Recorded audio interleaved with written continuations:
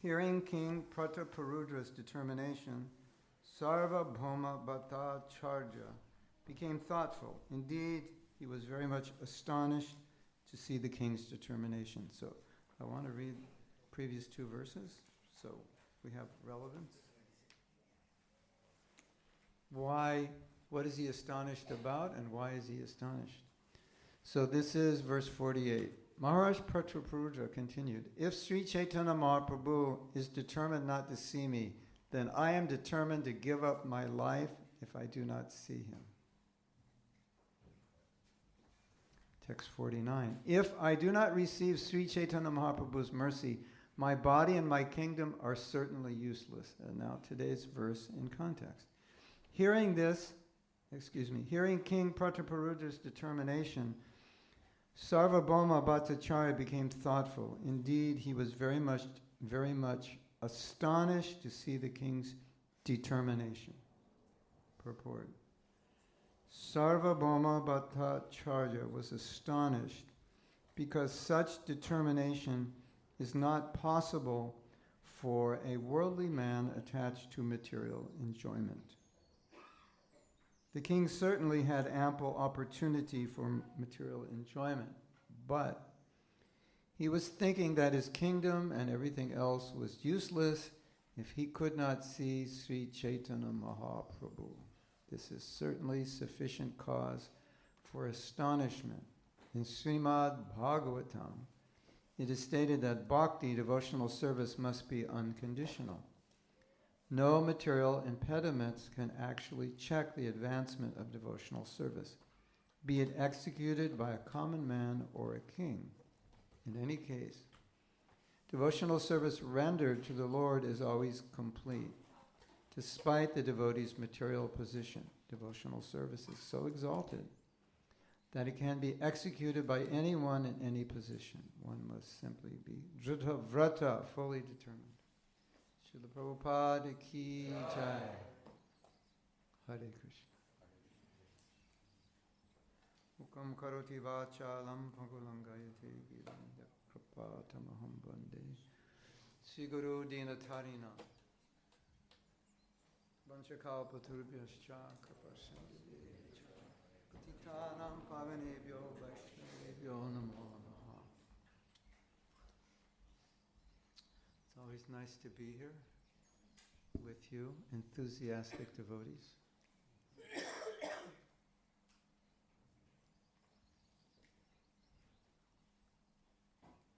So, in this story, we're seeing two things. One is Maharaj Prataparudra's determination. Either I get Krishna or I die.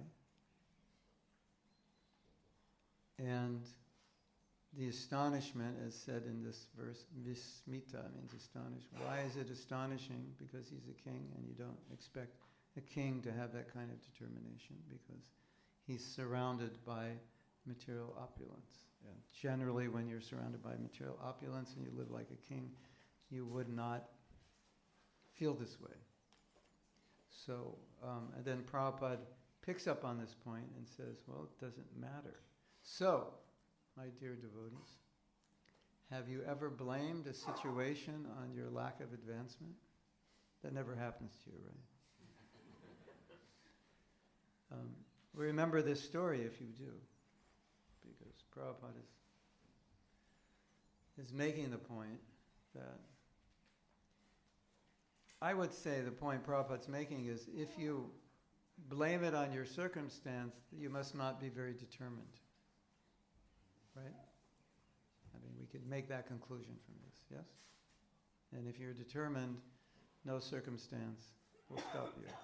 And I will give you an example, and I think you've all had this experience. Have you ever been hungry and there's nothing to eat? You open your refrigerator and someone cleaned it out an hour before. Or you come back to the temple, there's nothing to eat, and you're starving. What do? You say, oh, I guess I'll starve tonight. No. You start getting out your flashlight, looking around, asking, do you have any prasadam? You know where I can get, isn't it? Yes? Or it's It's late at night, after work, you come home, there's nothing to eat. You go out shopping, you're like the only person in the store. It's 11 o'clock at night. Like, what are you doing here? I'm starving. I have to eat something. Okay, has anyone not had that experience? Somehow you find prasadam, right? Yes? Why? Because you really want it. You want it so badly, you can't go to bed without it. So it doesn't matter what the situation is, where you are, what time of night it is, what city you're in, whose house you're in, sometimes. You find it, right? Because you want it. So that's the point Prabhupada's making. So if we see there's a situation that's not conducive to our bhakti and we give in to that situation, then Prabhupada would say, I guess you're not determined. Yes? You agree? Anyone disagree? You can disagree. It's okay. Now, interestingly, Prabhupada at different times has mentioned that the real aspect of initiation is one's determination to follow the principles. It's not actually the ceremony. And sometimes Prabhupada would say, your real initiation is your determination to follow. And my touch is just a formality. So some of you may not be initiated, and you're wondering, when will I get initiated? And the answer is, when you're determined to follow, you are initiated. Wow, that's amazing, isn't it? Yes?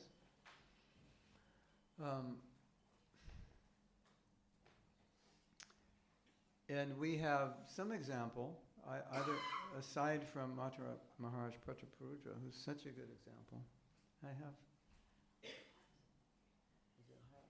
No, it's not. Okay, thank you. When I think of Srila Prabhupada, I think whatever difficulty we are having, whatever trouble we're facing, whatever discouragement comes in our lives, if we think of Prabhupada, we have this example of the person who never gave up despite all obstacles, right? We have like the perfect example to inspire us. So in a sense, we could say nobody has an excuse not to be inspired because we have Prabhupada's example, right?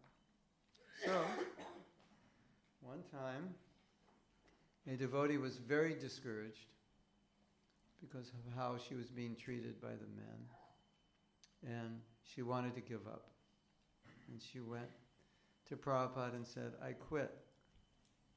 Occasionally, devotees would go to Prabhupada and say, I quit. Because things would become so difficult. Right? And Prabhupada said,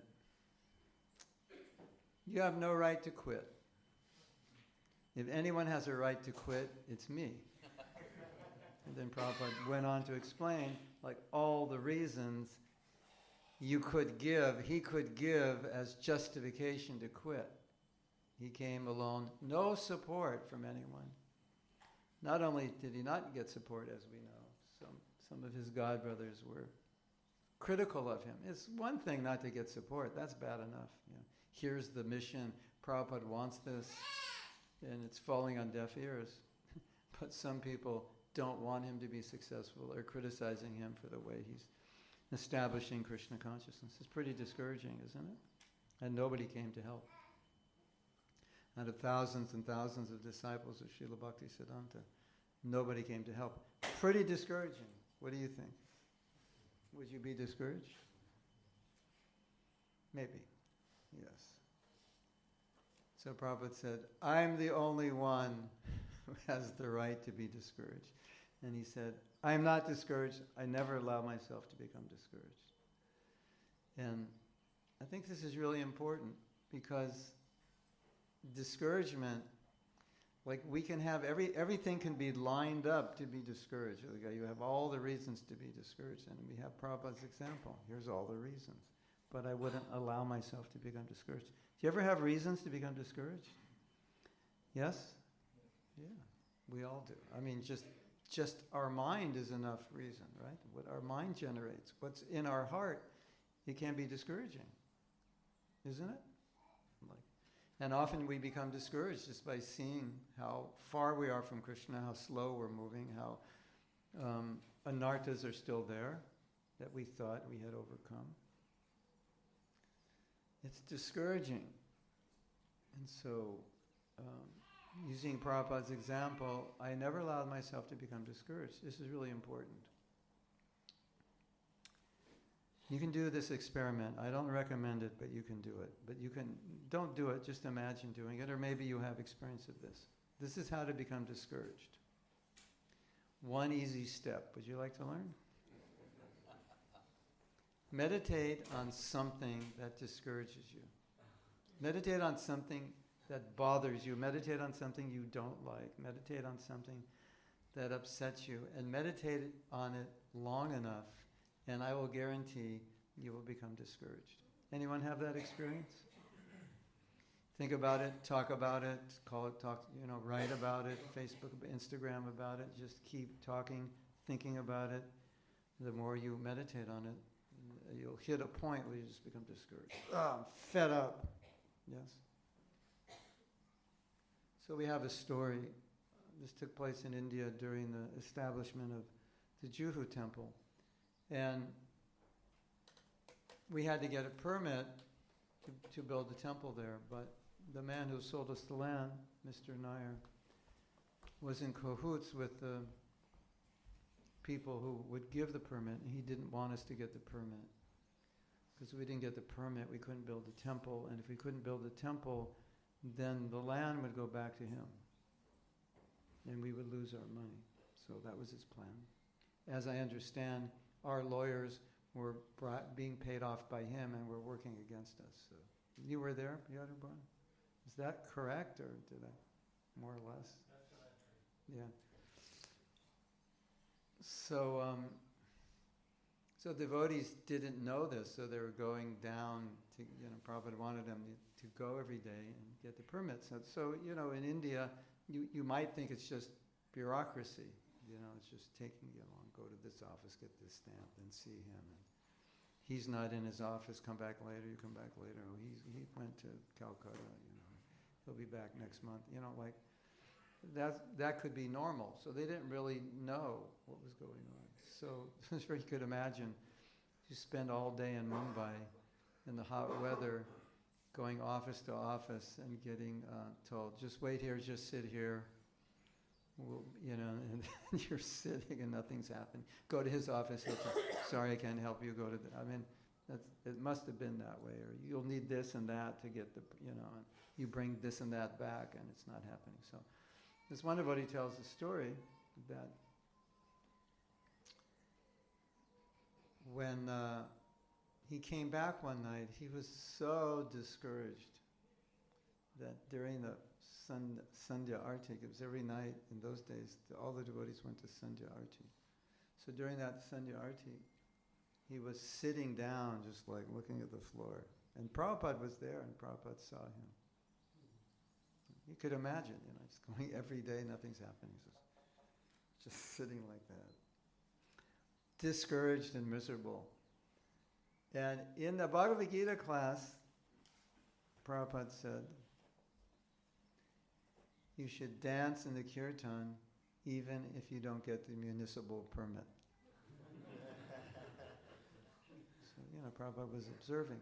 And so I personally took this instruction to heart because we had heard another instruction which was similar. If you don't feel like dancing, and you'll feel like dancing.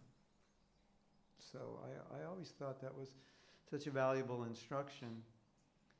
And sometimes, you're in kirtan and you're moping and groping and, somebody pulls you in and you're like, dance, spin you around. And you're like, I don't want to. But, you don't have any choice now, right? And you do it and you become enthusiastic, isn't it? So I heard something very interesting a couple days ago. Because I looked at this verse and it was talking about Maharaj Prataparudra's determination. And I thought, well, let's search Srila Prabhupada determination.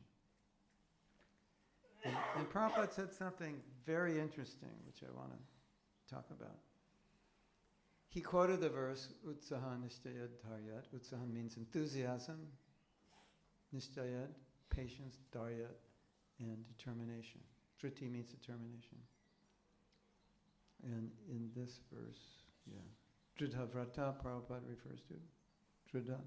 Driti, determination, Drita Vrata, a vow to be determined. So I was thinking, so many things I was thinking about determination. And all the verses, there's so many verses in the Gita about determination. Determination in different modes, what it means, not being swayed by the dualities, tolerance and so on. And then Prabhupada said, determination comes from enthusiasm. Utsahan is first. If you have enthusiasm, you have determination. I was like, wow, that made it pretty simple, didn't it? Yes? Isn't that interesting? If you have enthusiasm, you have determination. So then now, probably you're all thinking, okay, so how to be enthusiastic? And sometimes the only way to be enthusiastic is to be enthusiastic. Because I think we all know, all of us who've been around the block a few times know, without enthusiasm, nothing's going to happen, right? And as I said, if you meditate on negativity, then you become discouraged. And Prabhupada would sometimes, in his lectures, he would talk and tell us what Maya is telling us. He'd say, Maya is telling you, why are you getting up so early? Why are you taking so much trouble? You should just relax and enjoy and be happy. Did Maya ever tell you that? Maya's message. Yeah. So, I had an experience many times. In my most difficult times as a devotee, the times where I could have easily been the most discouraged, I made a decision to be the most encouraged. I would just push myself. So one day you might see me and I'm really enthusiastic in the kirtan and think, wow, you must have distributed 100 Bhagavad Gitas yesterday. I was like, no. I sat on the street corner and cried for the whole 8 hours in Sankirtan. I couldn't approach anybody. So why are you dancing like this? He said, because if I don't, Maya's going to totally destroy me because I'm so discouraged. I don't want to go out tomorrow. So I always reasoned that in the most difficult times is when I need the most enthusiasm, and in those times where it doesn't seem like there's a reason to be enthusiastic, that's the biggest reason to be enthusiastic, because otherwise Maya's going to come and say, I don't think you should do Sankirtan, it's too hard for you, it's not your nature, and you should do something easier. Actually, you should just go home for a while and relax. Take it easy, this is too austere.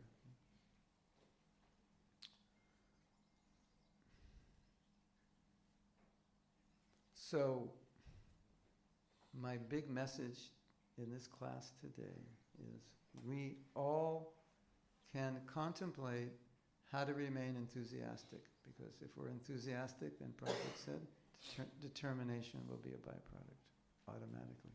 And of course, we need determination, because Maya will always offer you something, right? Yeah? She'll always make an offer that seems too good to refuse.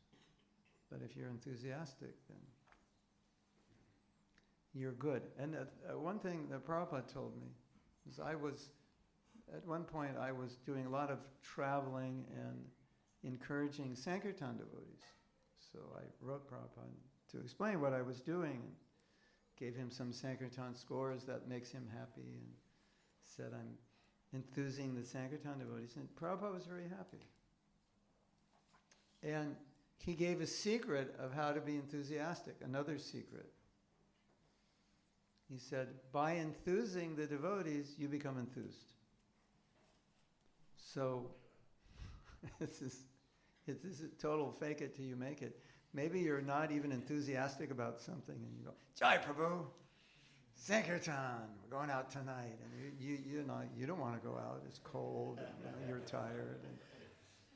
And you will find that by trying to enthuse other devotees, you become enthused. And so that was another secret for Srila Prabhupada. And another thing that Prabhupada said, when he was asked, why are you traveling so much? He said, to enthuse my disciples. So obviously enthusiasm is important. It's important enough that Prabhupada would sacrifice his comfort and his health. And there's one letter Prabhupada had traveled, I think, from India to Australia. And after he got there, he said, I can't do this anymore. It's too difficult. So Prabhupada was sacrificing his health, his well-being, to enthuse us. He felt it was like so important to keep us enthused. So I would say, at least this is how I think, somehow or other we have to remain enthusiastic. And so my suggestion to all of us would be, whether you're enthusiastic or not, whether you're waiting to become enthusiastic, don't wait. Somehow or other figure out how you can be enthusiastic. What can you do? How can you think? What mentality? What is it? Who else can you enthuse? How can you be enthusiastic? That's so important.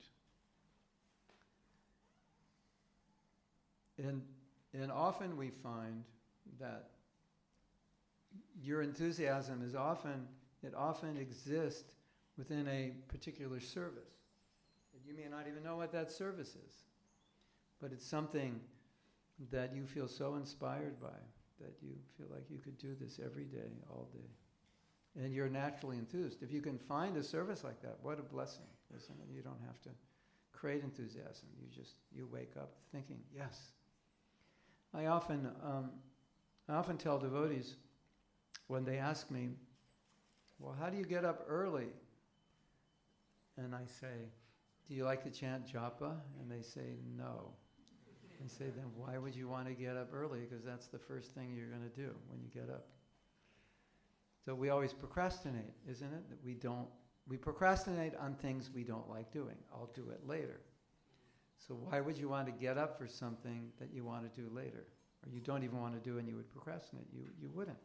But if you learn to chant properly and relish japa and like it, you want to get up early because that becomes a special time. Oh, this is so special. Early in the morning, me and Krishna alone chanting.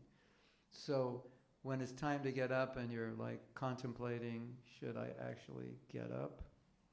Should I open my eyes and sit up? Or should I just lay here and close my eyes? When you're contemplating, if there's something to get up for, you're more likely to get up, correct? So Prabhupada said, if you have a service that enthuses you, you will be enthused in your sadhana. They go together. And so I think the worst thing for any devotee is to not be inspired. What do you think? Like, what could be worse than that, right? And with all the services we have, potential we have, and all the people that aren't Krishna conscious, there's so much to do. No one really has an excuse to not be enthused. And if we're not enthused, it's just a question of, well, maybe not only, but it's often just a question of connecting with a service that is enthusing, and or being able, or finding time to do those things that will inspire you. Just like, you know this story? One, I don't know who it was, maybe one of Prabhupada's servants. He set up a schedule for Prabhupada. Said, this at this time, this at this time. And Prabhupada looked at the schedule and said, I can't do that. It's like I don't know if he said I'm not a robot, but it's something like that. And so Prabhupada was saying, no, sometimes I read, sometimes I do bhajan, sometimes I do this and that. And I think for all of us, there are certain things that just inspire us. Yes? Isn't it? Some of you, if you just do a bhajan, it's like, okay, I can face the day now.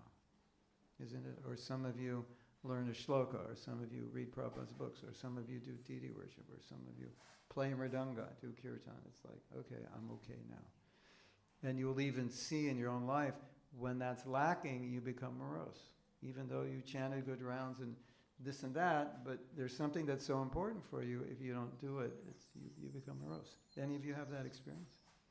Aside from eating Mahaprasad. That also does happen. Yeah. But and if you don't know what that is, think about what is it? What is it that will give me life? What is it that inspires me? You want to hear my story? Personal confession. So,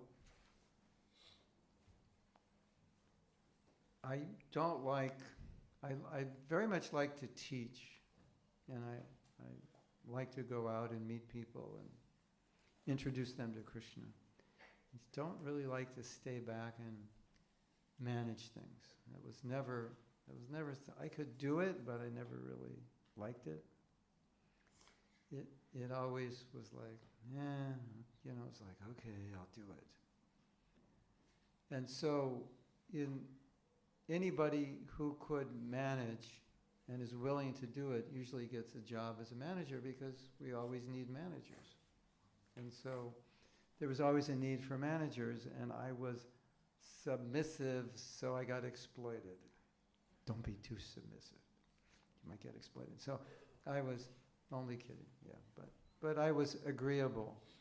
So by the time I'd been a devotee for 12 years, I'd already been temple president 4 times. And Sankirtan leader multiple times. It was all management stuff. It was like, if you ask me, when did you stop learning shlokas? I'll say, the day they made me temple president, that was the day. When did you stop studying everyday Prabhupada's books, writing your real? The day they made me temple president, that was the day. That's me personally. It doesn't necessarily mean that would be true for you, but for me it was. And what happened was, every time I was given that managerial position, you could put on a calendar, just mark 2 years and put the date exactly, I would give that up. I said, I can't do this anymore. Like that date. It was like 700 days, or 699, or 701. Shishirada Gokula Ananda Ki Jai.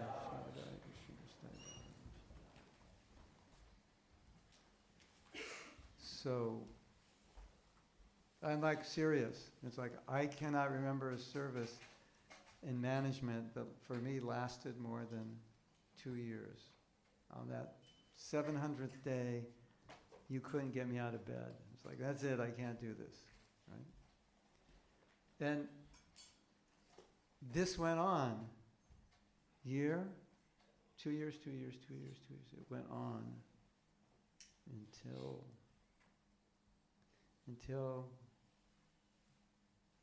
the mid-90s, I think, when I finally was no longer managing, but I was teaching. I joined the VIG.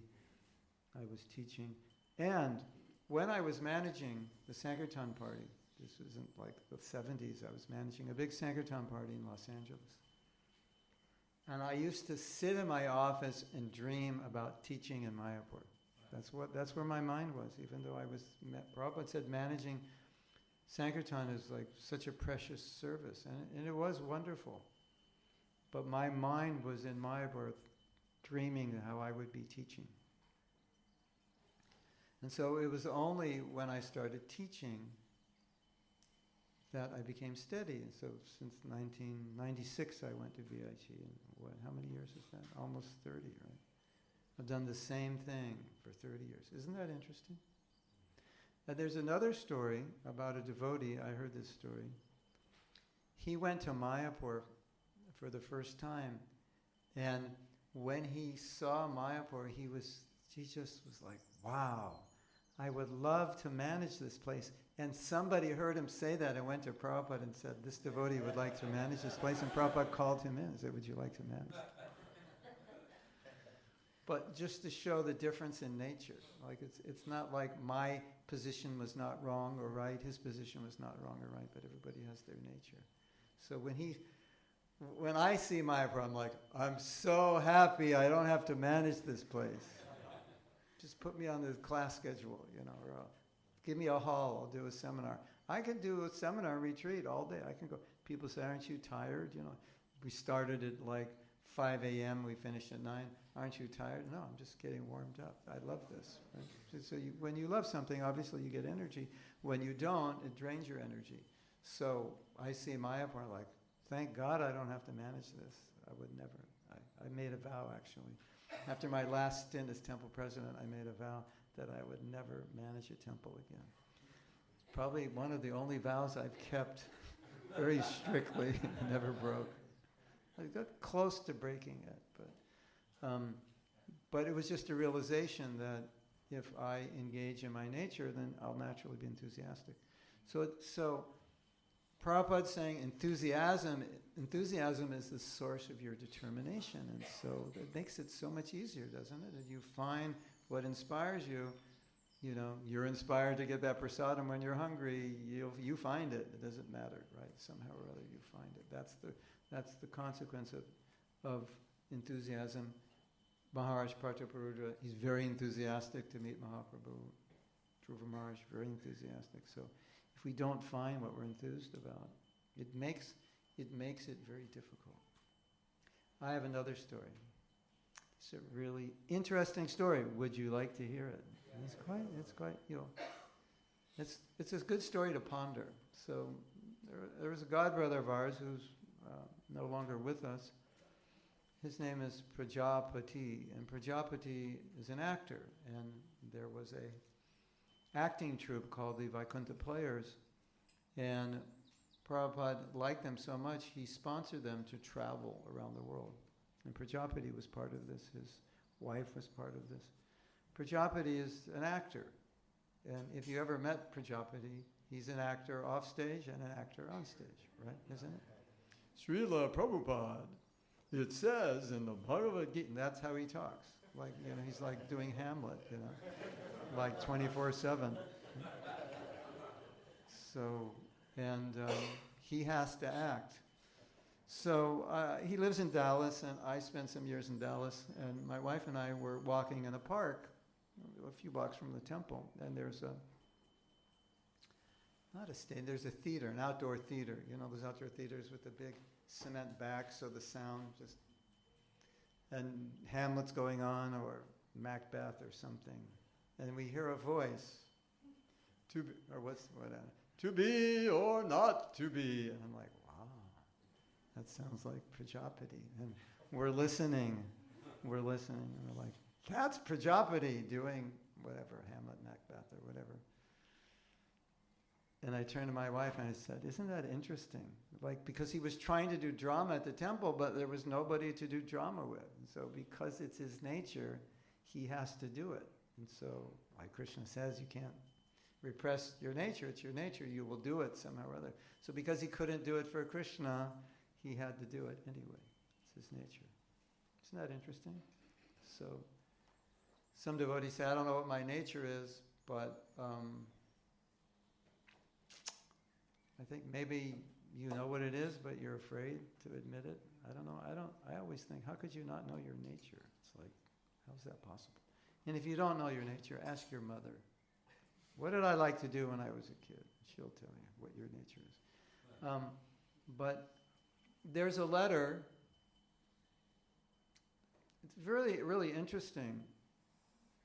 There are letters in which sometimes Prabhupada is saying that, Krishna consciousness is really primarily foremost for us to become purified. We're here. So beyond the mission of bringing people in, we start with us. That we should be purified because, we don't want to be losing devotees in the name of making more. So sometimes he would say that I create all these service for my devotees who need big projects. Like almost like we don't need a big project, but the devotee needs a big project to keep them busy. It's like the genie, Tell me what to do or I'll kill you, So it's kind of like that, the way Prabhupada said, I've created these big grotesque projects because you need big projects to manage. So his point was, and he made this point other times, that service is for you. Like oftentimes, those who were preachers or book distributors, they realized that actually, even if I don't distribute any books, I need to go out and do this for my own benefit, my own purification. So sometimes we can think that, okay, what's the best service I can do? Yeah, there are so many best services we can do, but sometimes we have to consider what's the best service for my Krishna consciousness. And so Prabhupada often said that. And sometimes he said, it doesn't even matter what you do, but you should be engaged in a way that you're absorbed. That's interesting, isn't it? Because we have mission and we have duties and so many things are important. And sometimes Prabhupada, of course, is emphasizing those things, but sometimes he's saying, it doesn't matter. Just be engaged somehow or other. Because if we're not engaged in Krishna service, what are we engaged in? Whose service are we engaged in?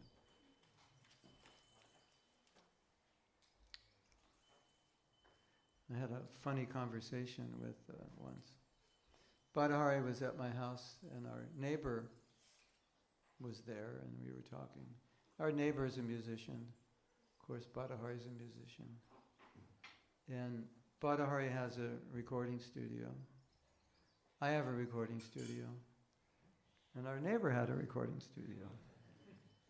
And other devotees have, yeah.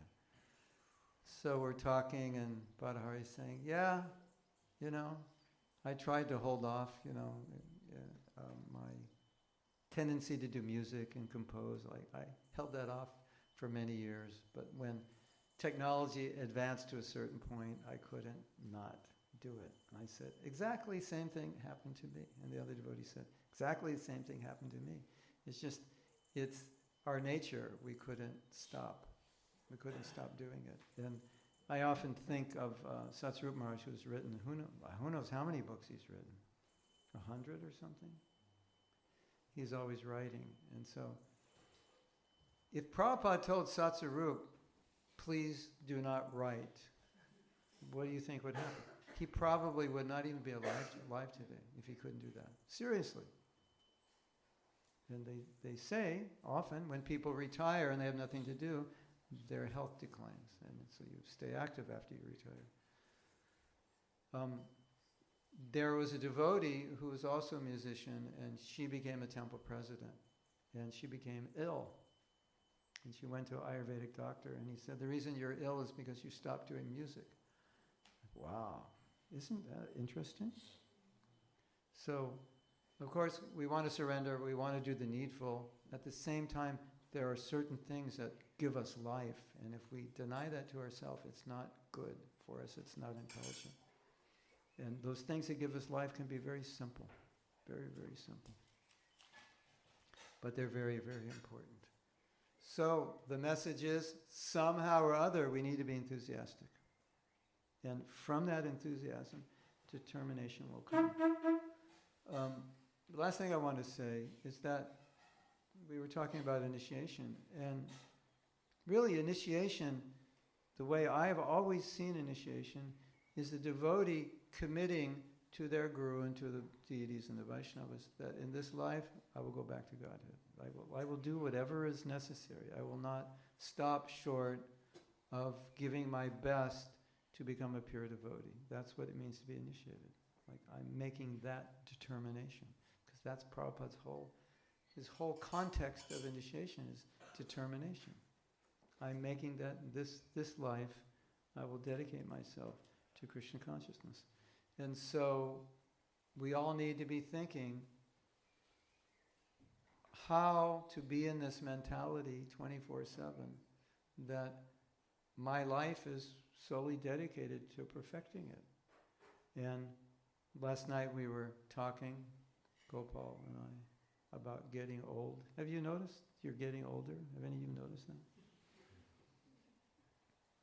You don't notice it, you start really noticing it about 32. You notice it more at 42, you notice it more at 52. 72, yeah, you really notice it. And we're talking about, getting older, you have to be serious. And I said, because I teach japa, I said, my meditation on japa is like, life is too short to waste time chanting bad japa. Like, you can't afford it. You only have so many days left. So you could expand that, right? And so life is too short to waste a day on anything that's not advantageous for your Krishna consciousness, right? And so that's what it means to be initiated. That's the thinking. That's the kind of determination that I am going to utilize my time in Krishna service. That's what it means. It's pretty simple. And whatever you have to do to think that way, whatever you have to do to be enthusiastic, just do it, because that's what Prabhupada wants. Hare Krishna. Srila Prabhupada ki jai, Jai Go Premanandi Hare. And if you're not enthusiastic, it doesn't matter. Just be enthusiastic. I have experience of this, actually, because Prabhupada said this, but I actually learned this outside of ISKCON from another teacher. Like he said, like, everything depends on your mental state.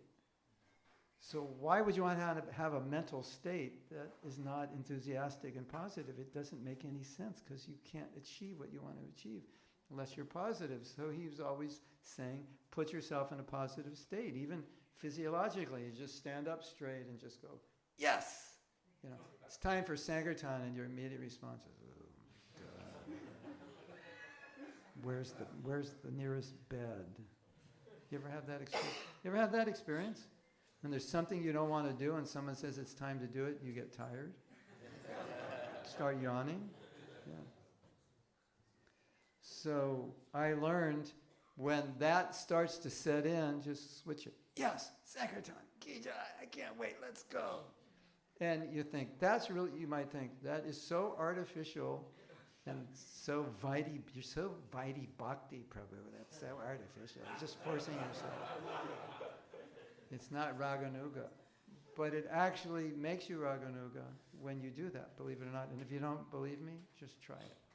The thing you don't like and you hesitate, just go, Jai, I love this. Let's do it. I'm so enthusiastic. One more story. I mean, this is real life. You can force yourself to be enthusiastic by faking it. Fake it till you make it. It works that way. So, one more story. I was temple president in Vancouver, Canada in 1970. And 1970 is early in the movement, and most of the devotees were young, obviously. And nobody wanted to go out on Sankirtan. And that was all we did. After breakfast, we clean the temple and we go on Sankirtan. From 10 o'clock till 6 o'clock. And Vancouver is a similar weather to here. It's the same longitude or latitude. Is this longitude or latitude? Who knows? This is the same. If you just go west, you end up in Vancouver, as far as I can tell. Bad news, they have warmer summers than you, even though same latitude. So we would go out and do Harinam, and it was cold, and the people would just walk by and ignore us like we didn't exist. So devotees were like, ah. I say, time for Sankirtan, and I didn't want to go out either. And I have to go, Sankirtan ki jai! That's what I'd have to do. So it was good for me, because if I wasn't enthusiastic, they wouldn't be enthusiastic. And I swear, every day when it was time to leave, I couldn't get them to leave. I couldn't get them out. I'd have to take a broom and knock them down the stairs, get them outside, but I couldn't get them back. They didn't want to leave. So that's also the nature of it. If you just can force yourself and be enthusiastic, even if you're not, you do it and you become enthusiastic. And I noticed another thing. I was made temple president 8 months in the movement. I first went to Vancouver. I joined in January. I went there in August to be the temple president. Could you imagine? And I'm thinking, why in the world would they ask me to do this? And I realized, or I didn't realize, I saw that the people who were given the leading positions were the most enthusiastic. The most enthusiastic devotees were, you go start a temple. It was just a thing. If you were enthusiastic, you moved up the corporate ladder, so to speak. And I noticed that. I was very enthusiastic by nature.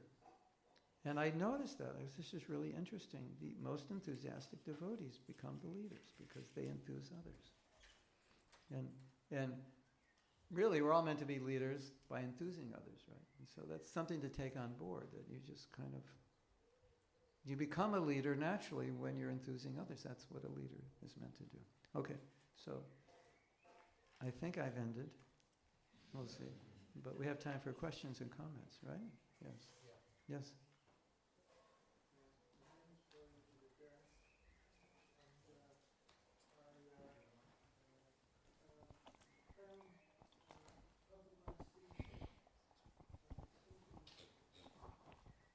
Can you say that again in the microphone? My name is Prayojan Das, and I found Prabhupada's teachings, they're a total inspiration to me. And I found I've got his transcendental calendar here, where he succinctly puts this way we can surrender. And it's December 19th. It's a letter to Jayapataka Swami. I don't know if you know or remember it yourself. The secret of surrendering to Krishna is that such a surrendered devotee sees that everything is part of Krishna's plan. So he says, whatever is meant to be, I'm doing. So let me do it with my full attention. And then he says, let all,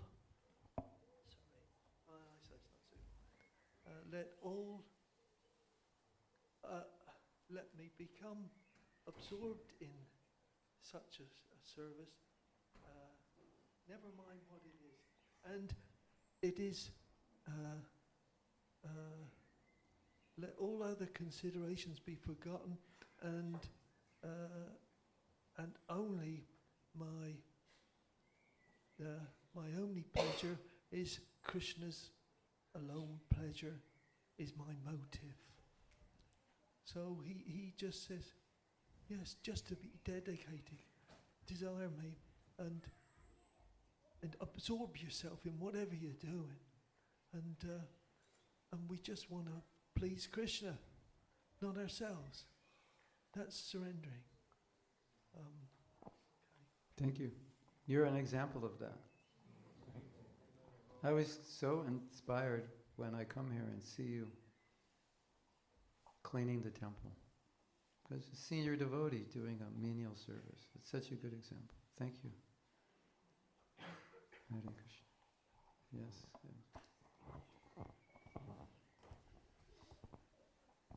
Hare Krishna Prabhu. Thank you very much for a very inspiring class. You brought a lot of enthusiasm into our hearts. My question is, I was meditating on this whole concept of enthusiasm. And would you say that enthusiasm can also go down and divided into, let's say, faith and reciprocation? Because even enthusiasm is, to a degree, needs to be based on something. That I have faith in the process, and I, to a degree, seen the results of the process. So I felt the reciprocation previously, and I have the faith that it will come again. Maybe if you can share something about these two concepts, faith and reciprocation. Yeah, well, there's the story one of my godbrothers told me. He was looking at this prayer, Jagannath Shami Nayana Patagami Bhavatumi, and he thought something's wrong with this prayer because we're asking Krishna to show himself to us.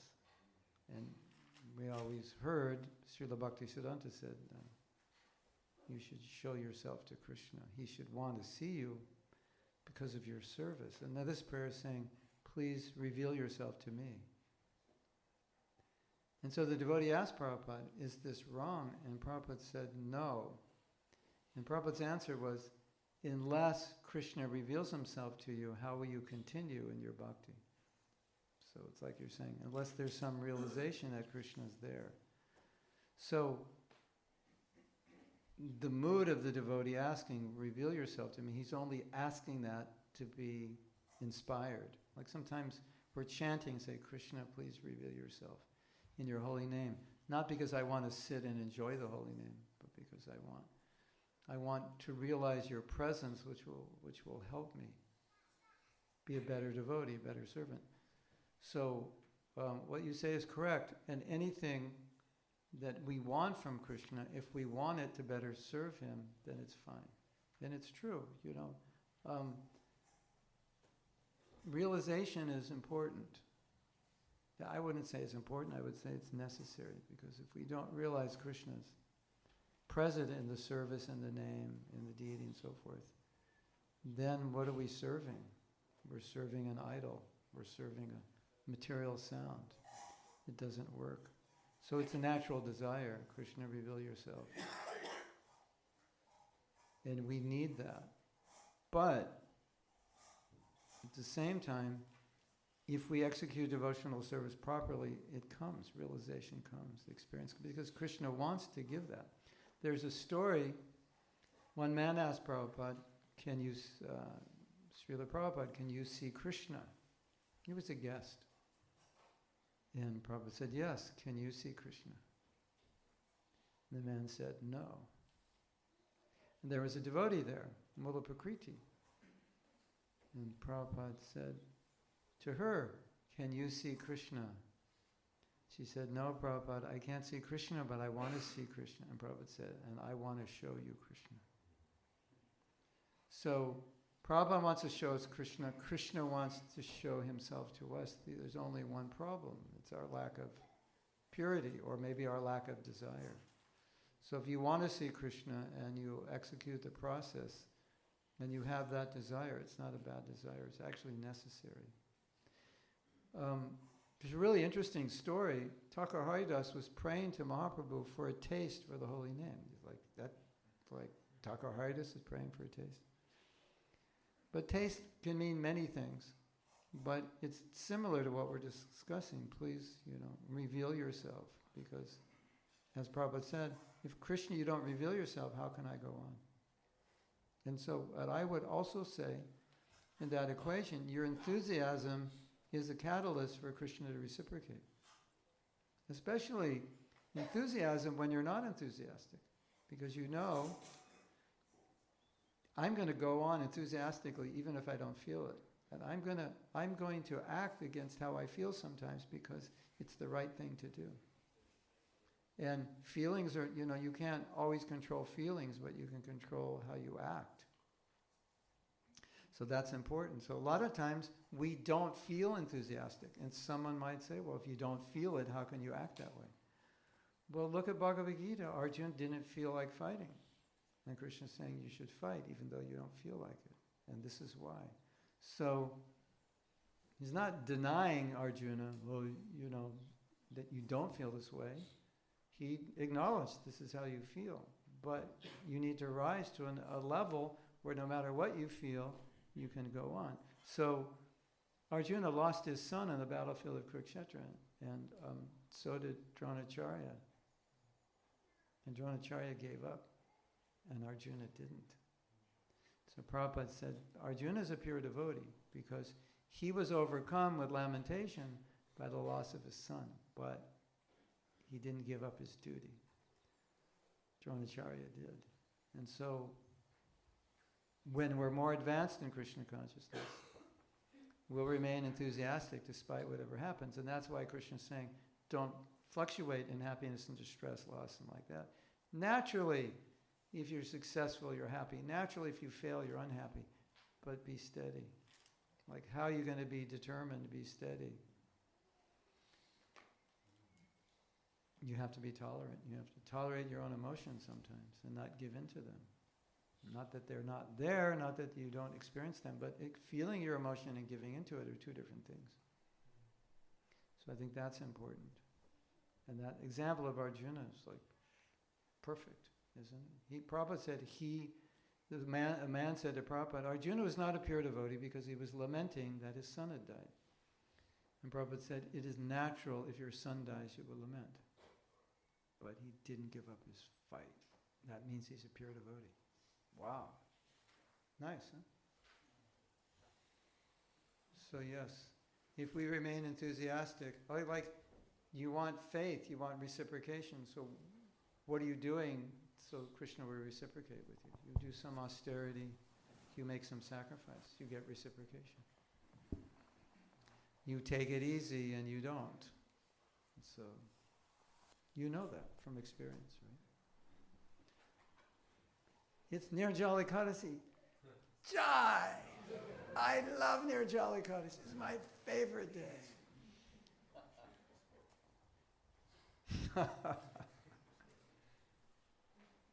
like sometimes your intelligence understands it, but your heart is like not there. But you can be enthused by what your intelligence is telling you. Yeah, Nirjala Ekadasi. Fasting is beautiful. I love it, even though I hate it. But when I do it, at the end of the day, I feel like, yes, I conquered my tongue, conquered my mind. I feel good. So fasting is beautiful, even though I hate to do it. So we can, talk to ourselves in a way we can be determined. Anything else? Thank you, Boo.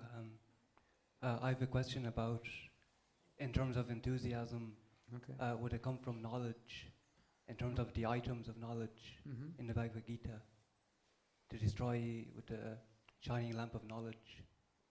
So the question is how knowledge helps our enthusiasm? Yes. I think it's kind of self-evident. When, one thing you could say, and you could establish this fact or argument quite well. Prabhupada's speaking to us, Prabhupada's writing his books and teaching us is just so we would become enthusiastic. Like everything Prabhupada is teaching us is so we can become enthusiastic about bhakti. Because we're so enthusiastic about everything but bhakti as conditioned souls. So I think we can easily say knowledge naturally makes us enthusiastic because it gives us purpose. Don't you feel purpose-driven after you read? Your intelligence is clear, your intention is clear. So, intention, clarity is all necessary to be enthusiastic. So I think it's a natural byproduct of studying. And I've found in my own life and the life of other devotees, whenever anything is lacking, often the culprit is I'm not studying. Because when intelligence is clear, determination won't actually be there, right? Yeah. So if intelligence becomes dull because we're not hearing sufficiently and thinking properly, we're not utilizing intelligence, yeah, you could lose your determination quite easily. So thank you for pointing that out. That's very important. Prabhupada translated a lot of books that translates into he wants us to study, obviously. If Prabhupada translated one book and said that's enough, then you could say, I guess study is not that important. Who else? Abdul, you are. Whoever has the mic can ask the question. I'll let it happen. Yes. My enthusiasm is getting the better of me. To really. Oh, good. So you've mentioned the point of being temple president, and your plateau was 2 years, and then after that you knew you couldn't do it anymore. And I find myself. I have a story. Yeah. Because that looks really bad on my CV, doesn't it? But there's a story. It does look pretty bad. Why are they allowing him to give class? He's so unsteady in his service. There was a devotee who was temple president, and like me, he couldn't do it. It was just burned out, not his position. And Prabhupada said, Prabhupada wasn't happy, obviously. He liked us to be steady. And he asked this devotee, he said, what can you do that you will remain steady at it for the rest of your life? What service can you do for the rest of your life and remain steady at it? Wow. That's a great question to ask yourself, isn't it? What service can you do for the rest of your life steadily? I'm off the hook now, right? It's bona fide.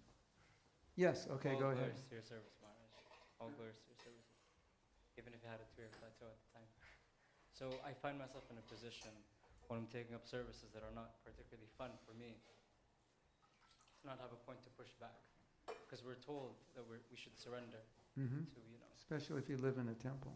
yeah. So for me as a new joiner in the Soho London temple, I'm taking up services that are not Yeah, but particularly. that's also good. Yeah. So that was my question. If I know something doesn't benefit me long term, Yeah. when is the right time to push back and ask for something that does actually fuel us? Well, living in a temple in your first years is kind of like basic training in military. So your brahmacharis are, being trained to be humble. So humble means do whatever you're asked. So that's good. And we all went through that. All of us who lived in the temples, we all went through that. And that's really important training. And then at some point in our life, we realize that I have a certain inclination and a tendency and enthusiasm for particular service. And then we express that to our leaders. If the leader's really good, they'll see it before you do. So I can see you have this nature. I would like to engage you this way. So either way, at some point. But doing whatever we're asked for, it builds the character of a disciple, brahmachari. And that's always going to be our life. Even if you're doing what you like, it has so many things within it that you won't like to do, right? Like flying overnight on airplanes. No, I don't like to do it, but it's part of the seva, right? So you do it. So I've learned to do whatever, as a brahmachari, I learned to do whatever, and I'm still able to do it now, even though I'm doing what I like. Because there's so much within that is difficult. Yes, Bhakta Stu is stewing up to ask a question, right? He looks like it's an important question.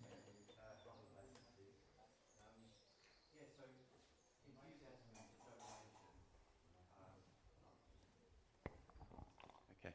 I'm just wondering, sometimes it's difficult to assess where we're enthusiastic and determined. Sometimes we look back and our life's gone on a certain trajectory and we think, oh, I was really determined and enthusiastic there and hadn't really realised it. But sometimes we gravitate to things that we're competent at. Yeah. And sometimes we get disenthused when we're not competent. Yeah. But we could be enthusiastic and not competent, which might be good for us, but not for others.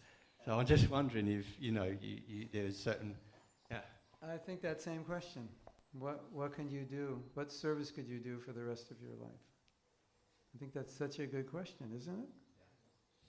Because Prabhupada wanted us to be steady. And I think Prabhupada would be happier if you're doing what you can be steady at every day, day in and day out. That will help you. It'll help the temple. The temple can depend on you. Devotees can depend on you. And it will build character for you. And you will, if you do it every day the rest of your life, you're bound to get accomplished at it. And I don't think you would be enthused to do something every day the rest of your life if you had no skill in it. Because normally when we don't have a skill, it's difficult to do. We don't like it, right? Isn't it? If I look at a counting sheet, I get dizzy. Seriously, I go... somehow or other, It's like I look at all these numbers. So I don't think I could do that my whole life. I don't think the temple would want me to do it, because the books would never balance. But somebody else, they look at that sheet and they go, I love this. So, okay, one more question? Or when are we supposed to end? A half hour ago? Okay, we can go till 9, okay. Whoever gets the mic can ask the question, yes. Hare Krishna. So you mentioned that if something is not in our nature, artificially trying to do it won't help. But what I've seen is that sometimes doing things artificially does help. For example, before coming to Krishna consciousness, I was never into reading. Even after coming into Krishna consciousness, I was not into reading. But I read this in a book by Satsarup Maharaj. In his book, Prabhupada Appreciation, he writes, the more you read, the more you will want to read. Mm-hmm. And when I applied it, it worked. And sometimes similar thing is recommended for chanting also. The more you chant, the more you'll want to chant. Yes, definitely. So Well, how- that's what I meant. Dance if you don't feel like it. I didn't mean, there obviously, there's certain things that are required, and it'd really be good to be enthusiastic about them, right? But like you say, well, what my point was, sometimes you have to force yourself to do it, and then you become enthusiastic about it. So yeah, and that's Vaidhi Bhakti. You know, it's not like when you join, you're going to be enthusiastic about everything, but you try to be. So you try to be, let's say you're not enthusiastic about reading, but you try to be. And then by doing it, so many devotees become addicted to reading, right, by doing it. Some devotees don't like to read, even after reading. So, you know, what can you do? Yeah, but so they have to force themselves. So what you say is true, but not always. You know, but even if it's not true, it's something we have to do. So it's nice to learn to like what you don't like if it's something that's very important. Right? You know, it's part of our sadhana. Like I always think we should all learn to like japa, even if we don't, because we do it every day and it's so important, and it doesn't make sense to do something every day and not master it. So we should learn to master it, right? It's the same with reading or whatever. We want to get up early, and it's like, I'm a night person, I don't like early. Well, could you learn to like early? Because that's what you're supposed to like. You know, so sometimes we have to learn to like what we don't like, because the thing we don't like is very important for us. So it's easier on us if I learn to like it, isn't it? Yes? Like if I have to do this every day, it's part of my sadhana, I should learn to like it. That would, you know, like however. Whatever I have to do to learn to like early morning, I should learn to like it. Whatever I have to do to learn to like japa, I should learn to like it. Whatever I have to do to learn to like tapasya, I should learn to like it, because this is part of the practice. Right? That's how I think anyway. Yeah, Hare Krishna. All right. Anybody else? Okay. Hare Krishna Prabhu. So you're mentioning about how when we find a service that's kind of in our nature, we can just do it for 20, 30 years. You gave the example of yourself and teaching. So I guess my question is, if I'm doing a service and I find myself after, let's say 2 years, that, okay, I'm not enthusiastic, does that mean that service isn't my nature and I should drop it and find something else? Or is it more the case of just something else, or maintaining enthusiasm in the long run? Yes and yes. Maybe it could be either one. It could be the wrong attitude towards the service, misunderstanding of yourself and your nature. It could be so many things. And Prabhupada didn't really talk about it so much. You know, I mean, it's there in Varnashram. You know, if you just want to be strict with Varnashram, then you have a nature and you should go with it. But we have a mission, so Prabhupada wasn't so strict about what, he had sannyasis manage. It's like traditionally sannyasis don't manage, but there were some good managers. So it's really a question for you to contemplate, because I don't know the specifics. But I always felt like, for me, the best position to be in is the position I'm naturally enthusiastic towards, because then it's so easy to be steady. And there's a saying that obstacles are those things you see when you take your eyes off the goal. So when you have a certain nature, you have a certain attraction for a certain goal, and you can't really take your eyes off it. So whatever gets in the way doesn't bother you, because you're so attracted to achieving success in that area. And that's why it makes it so natural to be determined. Like, you're determined to find that prasadam, it's midnight, you're going to stay awake and find it. And if you look at your life and you think of anything in your life which you really wanted to achieve, you didn't really notice the obstacles. They didn't really bother you. They were just like, get that out of the way, wasn't it? It's like, it's just another thing to get out of the way. But if you're not enthusiastic, you see the obstacle, like, it's just too hard. Right? So understanding that, it seems to me intelligently that I would want to find those things in Krishna consciousness what I'm so passionate about, that I will just work and work despite all obstacles. I'll never stop. And then Prabhupada said, and if I do that, then my sadhana it improves along with it. Naturally, I'm enthused in my service, I'm enthused in my sadhana, I'm enthused in my sadhana, I'm enthused in my service. So, if you can find those services which are super inspiring for you, you're naturally, that was the whole point of the class, you'll naturally be determined automatically. And so why put yourself in a situation like, I don't want to get up to do this. You know. All right, we should be pure and we should do whatever, right? But what we should be and what we are not always the same. And if, that's something we have to confront. I know I should just surrender to anything, but I'm not inspired by this.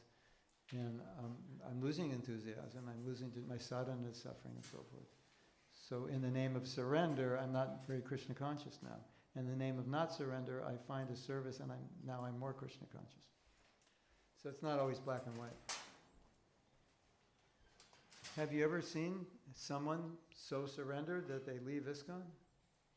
You ever seen that? They burn out because they wanted to surrender, but it was beyond their adhikari, it was beyond their qualification. And so it would have been better if they did something less surrendered, they'd still be here today. So, you have to be intelligent about what is your capability. And, like I know I should be enthusiastic about this, but I'm not. So I'm trying to force myself, okay, it's all right, but I'm really enthusiastic about this. Can I do that service? If I can, that would probably be better for me in the long run. Even if I were more surrendered, I'd be able to be enthusiastic about this other service equally, but I'm not. So I have to deal with that reality. Reality is not always blissful and not always pleasing, but it's important to deal with it. Because if you don't, it comes up and bites you later, right? Yes, last question.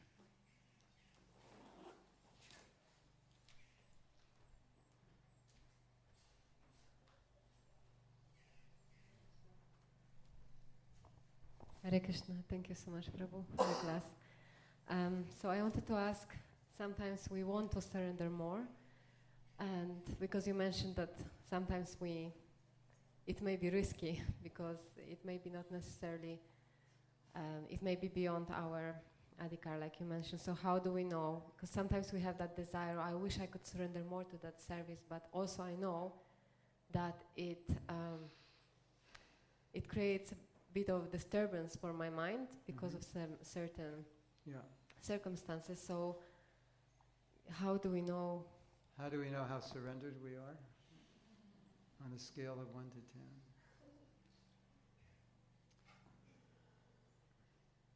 I think a lot of us misinterpret the word surrender, because let's say we're using his example. He surrenders to this service, and we always see, he used to be really happy and now he's always morose. And you see him during japa and he's falling asleep. And he used to be so enthusiastic. But now he's more surrendered. And you might think, I don't think he's more surrendered. It doesn't look like it. So maybe we have to redefine surrender. Like, what is favorable for your bhakti? What at the end of your life, what is the path you're on going to help you at the end of your life? Are you progressing? Because in the name of surrender, maybe you're not. In the name of not surrender, maybe you are. So we have to redefine surrender, not as like, just that I'm doing something that's difficult and I don't like to do, but I'm doing what is best for my bhakti. That's a better definition, don't you think? And so, I wish I was on this level, but I'm not. And so for me, I can see doing this is going to bring me to this level eventually. But shooting for this level will probably bring me down to here, because I'll fail and I'll be discouraged and I'll give up. Possible. We see that, isn't it? So the principle of surrender, according to Chaitanya Charitamrita, is do what's favorable to bhakti and avoid what's not favorable. So if you're engaged in a way that's favorable, you're surrendered. And if you're surrendered in a way that's not favorable, you're not surrendered. Yes? Yeah. Why surrender in a way that you're not becoming Krishna conscious? Doesn't make sense, does it? Can you surrender to that? I'll Thank try. you. Thank Thank you very so much. Srila Prabhupada ki jai.